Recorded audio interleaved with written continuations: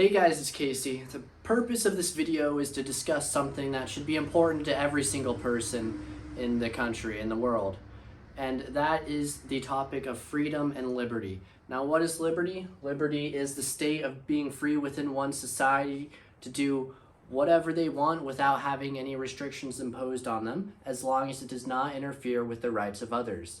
Now, when you look at our prohibition laws, you can see how they kind of interfere with that principle, the principle that the United States was founded on, the principle of freedom. Because if an adult wants to, say, try cocaine, who should say that they can't? Who should stop them from doing that? Even if it's not good for them, why should anybody be allowed to say what a person can and cannot consume? Especially since it's not violent, it affects nobody except the individual, and there are so many situations where these drugs can actually be positive that it's difficult to say that anybody who uses a drug should be imprisoned and just abused by the system and exploited. But that's what we do. We treat drug users like they're subhuman. But these people that use drugs, whether it's good or bad for them, they should certainly not be vilified. They should not be thrown in jail cells and forgotten about for years just because a small minority of the individuals that use these substances but the rest are also criminals because they used something that's bad.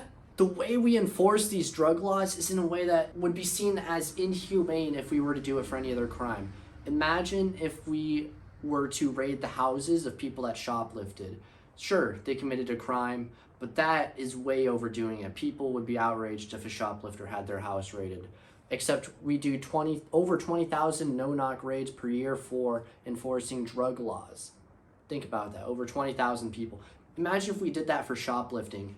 Over 20,000 shoplifters per year had their house raided. A whole SWAT team barging in with guns. Get on the ground, get on the ground! First of all, it doesn't even make sense that you would be raiding a house because that's rarely the best way to arrest someone. Why not just wait for them to walk outside of the house? Or get them in a public setting where there's far less risk to the law enforcement officers and you can do everything far easier. Well, the reason they raid the houses is because that's where the drugs are, which means not only can they seize these drugs and any other property that they've deemed associated with the crime, and they can send that person to prison for longer and profit on them for a longer period of time in the justice system. A lot of people, they look at this and they think, well, what about the family and the friends of the person who's become addicted?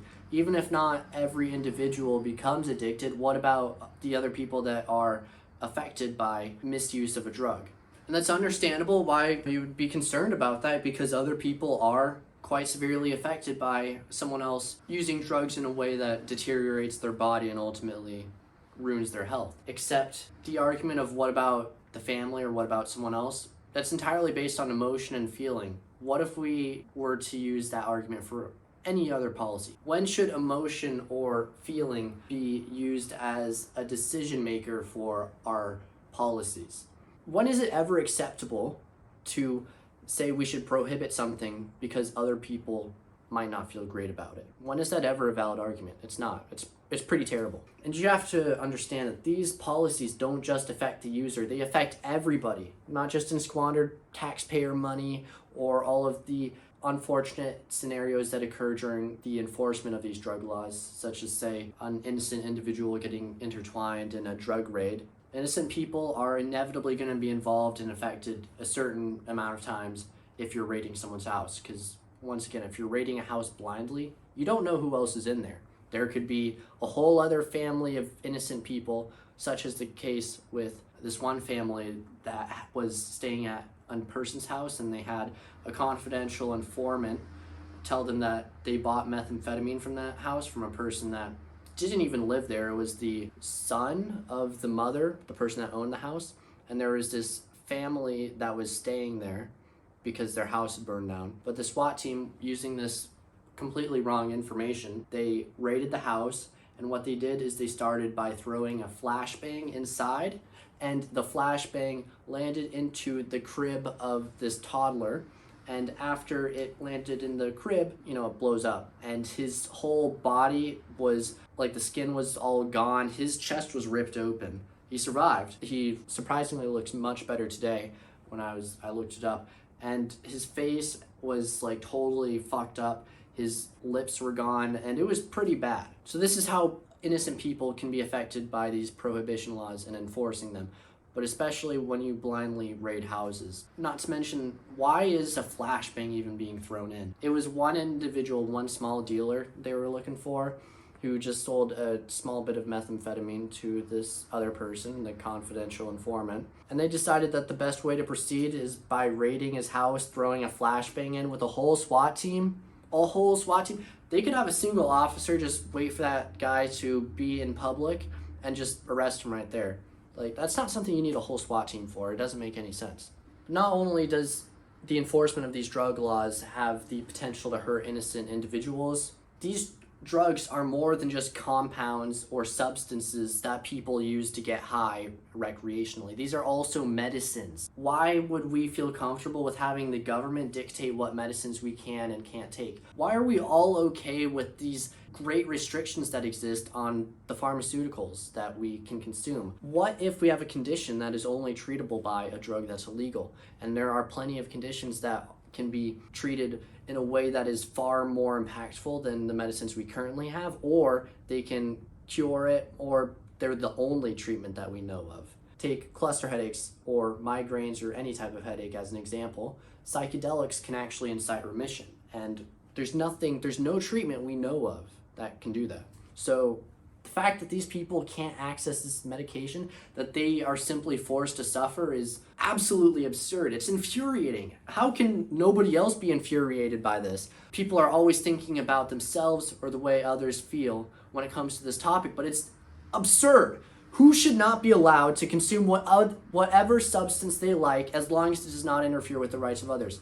Who should have a right to say what an adult can and can't put into their body? If we were to restrict the foods that people eat, what would they say? They would say, who are you to say what I can and can't eat? Who are you to say what I can and can't put into my body? Who are you to control how I live my life? Because this is what it is. People are controlling the way we live our life, whether or not it's good for us, whether or not we need these substances for some medical purpose, or whether we simply want to. Imagine if we made running marathons illegal or running 100 plus miles illegal. Because all these people are running for such long distances and they're getting these terrible conditions from overworking and they're pissing out blood. And we've got to make it illegal because these people are hurting themselves. But we have such a short and finite life. How can we say what others can and can't do if it doesn't affect anyone else? What freedom means is being able to do whatever you want, whether or not other people like it, whether or not it is good for you or it is bad for you, so long as it does not hurt anybody else. You should be allowed to do whatever you want, whether it's running 100 miles, whether it's smoking some marijuana, or it's injecting some heroin into your asshole. You should be allowed to do whatever you want, despite the potential consequences. After all, how would you feel if you were to acquire a condition, which we all could acquire a condition someday, that is only treatable, or the best treatment only exists in the illegal category of drugs? If you're in the United States and it's a Schedule 1 substance, there's nothing a doctor is going to be able to do in order to get you that substance. You're simply only going to have the choice of suffering or dying, or both. So when you think about that, you can really see why this is concerning, because these prohibition laws could literally be the reason that you or I die someday if we don't have the treatment that we need to cure or treat a condition. But really, you should all be outraged by the fact that this few set of individuals in power have decided what is best for every single person in every single circumstance, with every single condition, in every single possible scenario. They've decided that they know what's best for every possible situation that exists, which is obviously not true. They don't know what's best for everything because there are always exceptions. There is always new information that pops up, new research, or new circumstances. Not only is it absurd, but you should question the basis of these prohibition laws. Look at the people that we have in power right now. How many of them have any sort of pharmacological knowledge or background in the pharmaceutical industry? I can't think of any. Not only do practically none of them have any relevant knowledge or experience that would make them somebody worth making these types of decisions. The reasoning for prohibition, it never is backed up by real information. It's not backed by statistics, it's not backed by research. The only information that it is ever backed on is either false or it's based on emotion and how other people feel.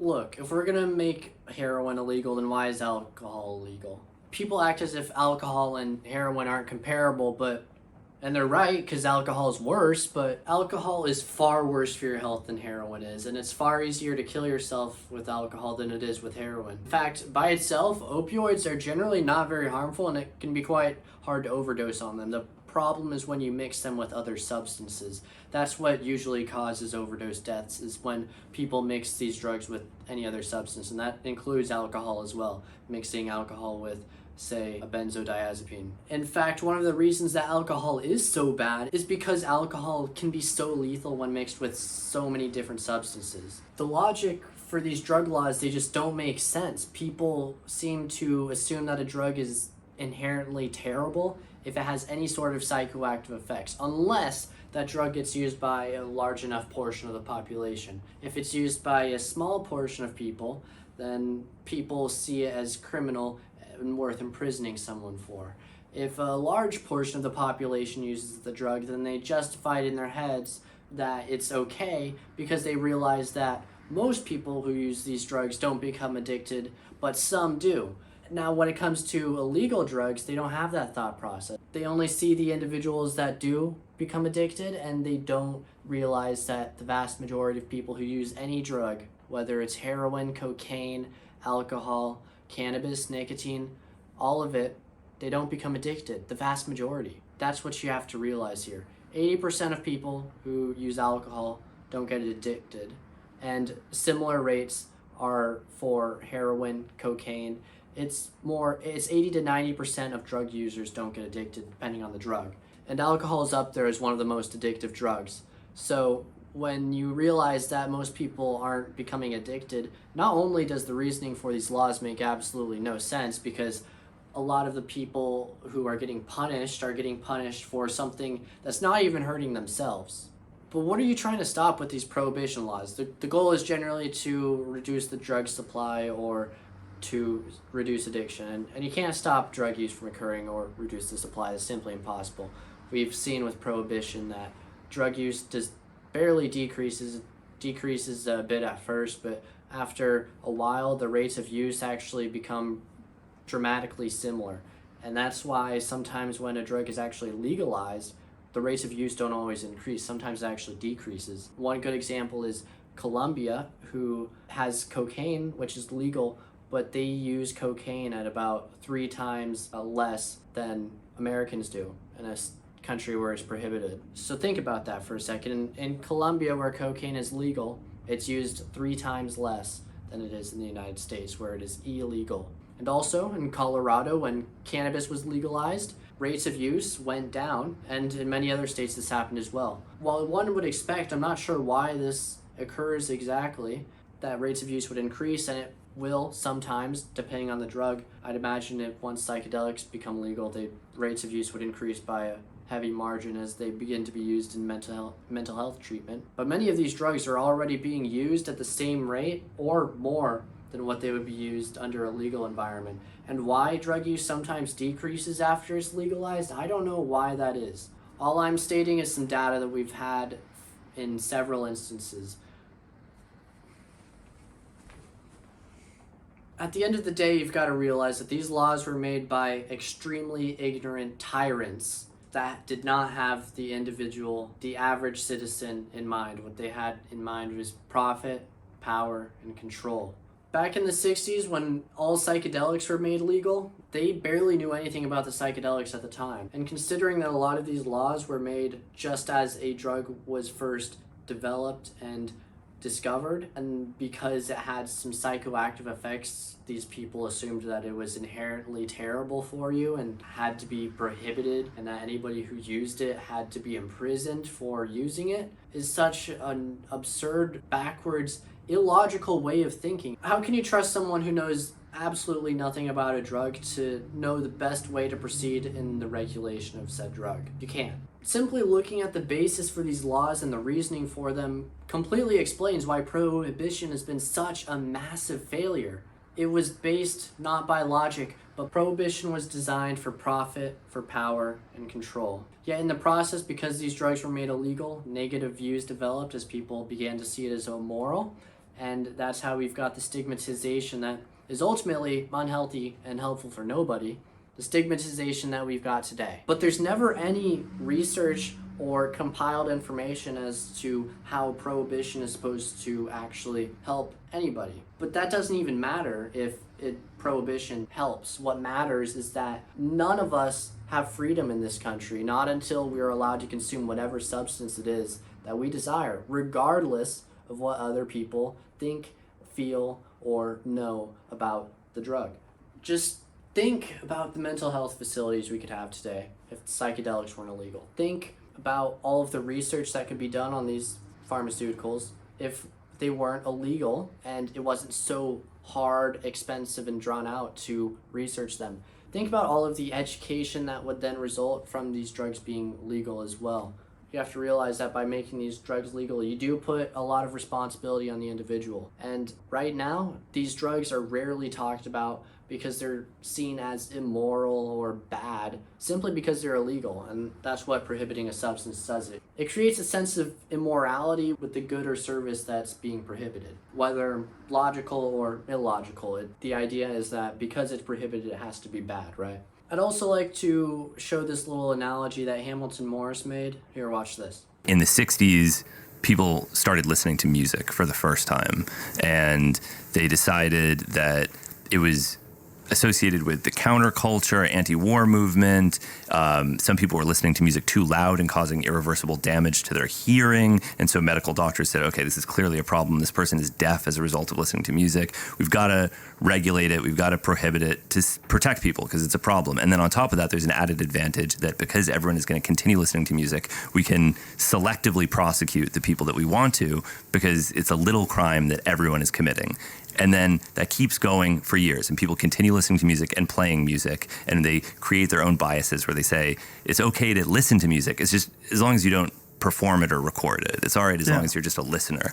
And then eventually some scientists get together and they all say that they've never listened to music before because if they had, it would somehow bias their understanding and that would be terrible. So they've never listened to music before, but they've looked at old pre-prohibition information on music and they've decided scientifically that it is in fact very good and can be used as a medicine. And then everyone embraces it as a medicine and says, oh, I just listened to music today. It was so wonderful for my anxiety. It was really fantastic.